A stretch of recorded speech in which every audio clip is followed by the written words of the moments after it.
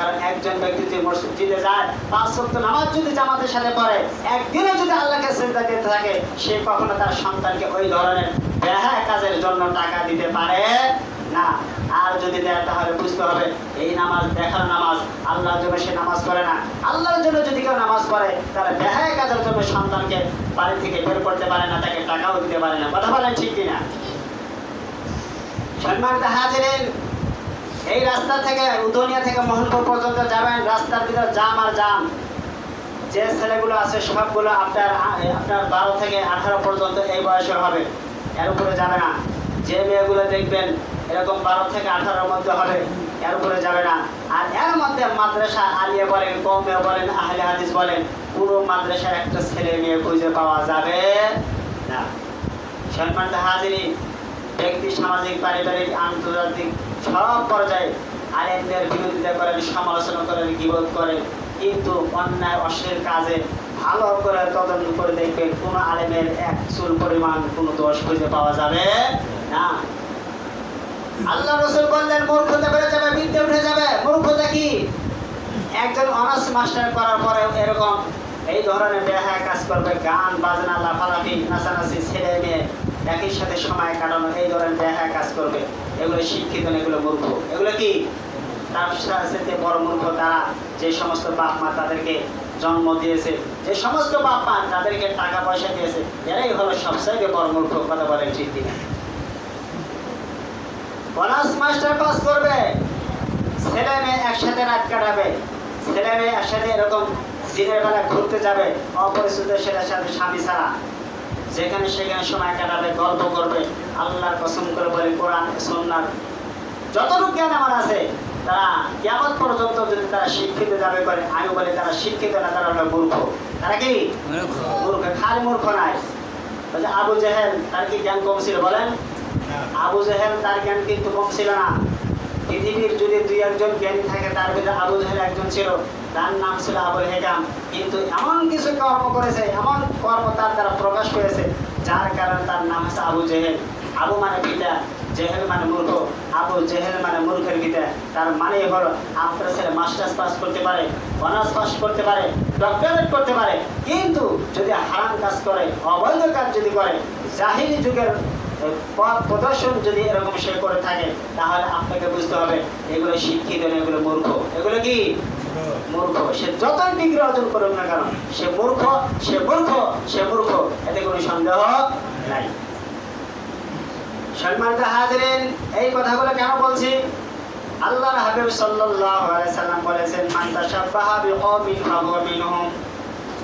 যে যে ব্যক্তিকে ফলো করবে, অনুসরণ করবে, যে যে ব্যক্তিকে মেনে চলবে, কিয়ামতের ময়দানে তার সাথে হাসর নাসর হবে। জোরে বলেন নাউজুবিল্লাহ। ভালো করে খেয়াল করেন, মান তাশাব্বাহা বিকওমিন, যে যে জাতিকে অনুসরণ করবে, তার মানে এই কাজগুলো করে কারা? এই নাচানাচি করা, গান বাজনা করা, ছেলে মেয়ে এক জায়গায় সময় কাটানো, দিনের বেলা ঘুরে বেড়ানো, রাত্রিবেলা সময় কাটানো, পার্কে ঘুরে বেড়ানো, ছেলে মেয়ে একত্র হয়ে অবৈধ যত ধরনের কাজ সবগুলো কাজ করে। এটা হলো কাফেরদের কাজ। কাদের কাজ? কাফেরদের কাজ। কাফেরদের দ্বারা সভা পায়, মুসলমানদের দ্বারা কখনো এটা সভা পায় না। আর আল্লাহর হাবিব সাল্লাল্লাহু আলাইহি ওয়াসাল্লাম বলেন, যে যে জাতিকে অনুসরণ করবে, কিয়ামতের ময়দানে এই ধরনের লোকের সাথে তার হাসর নাসর হবে। তার মানে এই মোহনপুর থেকে উদুনিয়া পর্যন্ত এই জামগুলো হচ্ছে, বিভিন্ন পার্কে এরকম আড্ডা উল্লাস করতেছে, এই ধরনের কাজগুলো, এগুলো মূলত কাফেরদের কাজ, কাফেরদের কর্ম। তাহলে এই কাজ যদি কাফেররা করে থাকে, ভারতীয় আদর্শ হয়ে থাকে, আমেরিকান আদর্শ হয়ে থাকে, কিয়ামতের মাঠে এই সমস্ত সন্তান আপনি কি মনে করেছেন আমাদের সাথে হাসর নাসর হবে না ভারতের লোকের সাথে? ভারতের হাতে। ভারত, আমেরিকান সহ পৃথিবীতে যত কাফের মুশরিক আছে, এদের অনুসরণ যারা করবে, কিয়ামতের মাঠে তাদের সাথে তাদের হাসর নাসর হবে। কথাটা আমার না নবী? রাসূল সাল্লাল্লাহু আলাইহি ওয়াসাল্লাম আরো স্পষ্ট করে বললেন, মান তাশাব্বাহা বিল কুফার, যারা কাফেরদের সাথে সাদৃশ্য করবে, কাফেররা যা করে তারাও তাই করবে। অর্থাৎ কাফেরদের কর্মের সাথে যাদের কর্ম মিলে যাবে, কাফেরদের চিন্তা চেতনার সাথে যাদের চিন্তা চেতনা মিলে যাবে, কাফেরদের আমলের সাথে যাদের আমল মিলে যাবে, কিয়ামতের ময়দানে তাদের হাসর নাসর হবে কাফেরদের সাথে। জোরে কর নাউজুবিল্লাহ।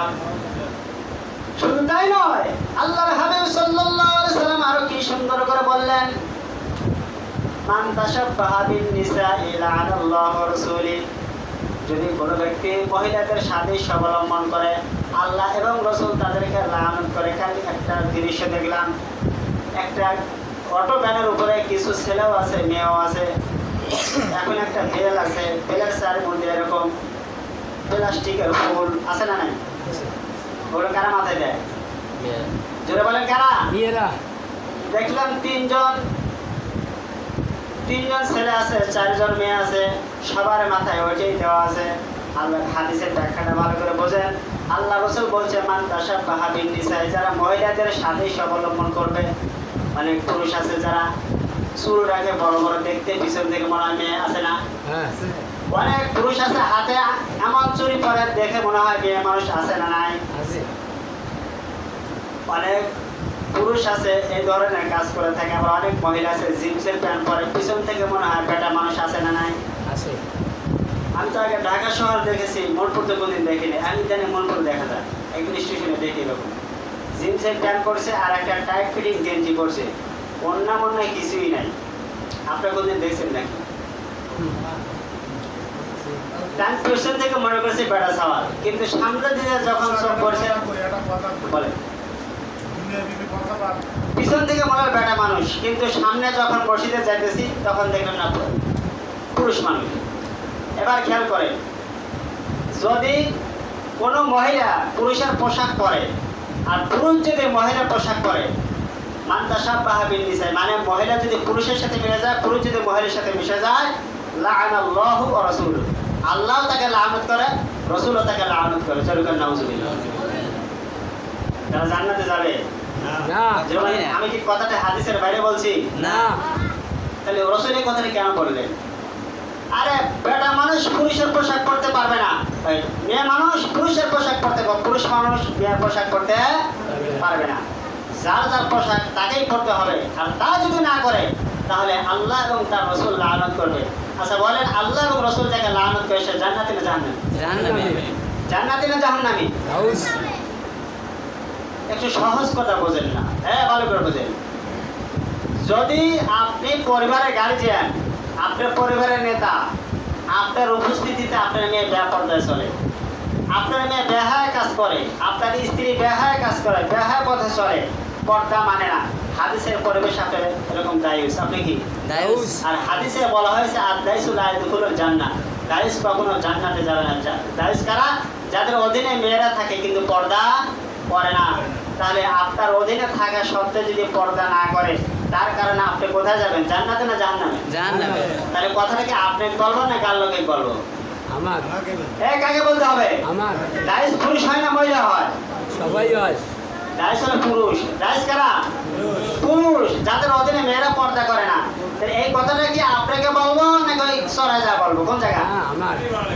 আপনাদেরকে বলতে হবে, যাতে করে আপনি এখান থেকে আপনি এরকম ফিরে আসতে পারেন, আপনার পরিবারকে আপনি কন্ট্রোল করতে পারেন। তার রাসূল সাল্লাল্লাহু আলাইহি ওয়াসাল্লাম বলেছেন, কুল্লুকুম রাঈন, প্রত্যেক ব্যক্তি দায়িত্বশীল, কিয়ামতের মাঠে কুল্লুকুম মাসউলুন আন রাইয়াতি, তার দায়িত্ব সম্পর্কে কিয়ামতের মাঠে জিজ্ঞাসা করে। কথা বলেন ঠিক কিনা? ভাইরা আমার, দৃষ্টান্ত উদাহরণ কেন বাস্তবতা দেওয়া হয়? আমি যদি সরাসরি আয়াতের অর্থ করে যাই, হাদিসে কি বলছে?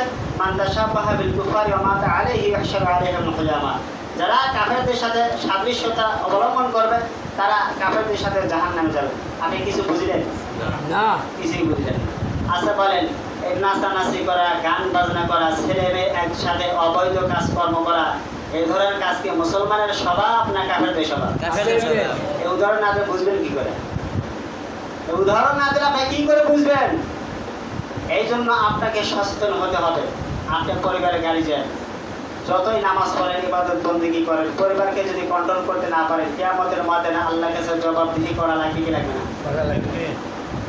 আর কথাটা আমি বলতেছি না, সব এরকম হাদিস পড়তেছি আর তর্জমা করে আপনাদেরকে এরকম কথাগুলো জানাই দিচ্ছি। এই জন্য যারা এখানে আছেন, কোনোদিন এই ধরনের কাজ যেন আপনার পরিবারের সন্তানরা না করতে পারে। ঈদের দিন এতটুকু আপনার সন্তান এমনি এক জায়গায় এমনি ঘুরতে গেল, কোনো গান বাজনাও না, আরো 10টা এরকম দুষ্টু ছেলের সাথে সময় কাটানো, বিভিন্ন জায়গায় এরকম আড্ডা দেয়, এগুলো না। এমনি এক জায়গায় নতুন জামা পরে এরকম বেড়াতে গেলে সেটা ভিন্ন বিষয়। এখন যারা ওখানে যাইতেছে সবাই কিন্তু একই কোয়ালিটি নেই, কেউ এরকম যাইতেছে আপনার উদুনিটা ঘুরে চলে আসতেছে, এরকম একটা সিস্টেম। আর কেউ যাইতেছে আপনার মেয়ে নিয়ে, আছে না নাই? কেউ যাচ্ছে মেয়ে নিয়ে। আবার কিছু পোলাপান আছে দেখবেন একই এরকম গাড়ির উপরে, ঠিক আছে, নাচতেছে, গাইতেছে, রং সিটে দিতেছে, আছে না নাই? তাহলে সবাই কিন্তু একই। এমনি ঘুরতে পারেন, বেড়াইতে পারেন, সেটা ভিন্ন বিষয়, কিন্তু গান বাজনা করাও যাবে না। গান বাজনা করার জন্য কোনো গার্জিয়ান তাকে টাকা পয়সাও দেওয়া যাবে না। যদি এই বিষয়গুলো যদি খেয়াল না করেন তাহলে কিয়ামতের মাঠে কিন্তু ধরা খাবে। এখন আসেন, এটা হলো শাওয়াল মাস। শাওয়াল মাসের একটি আমল আপনাদেরকে স্মরণ করে দিচ্ছি। হাদিসে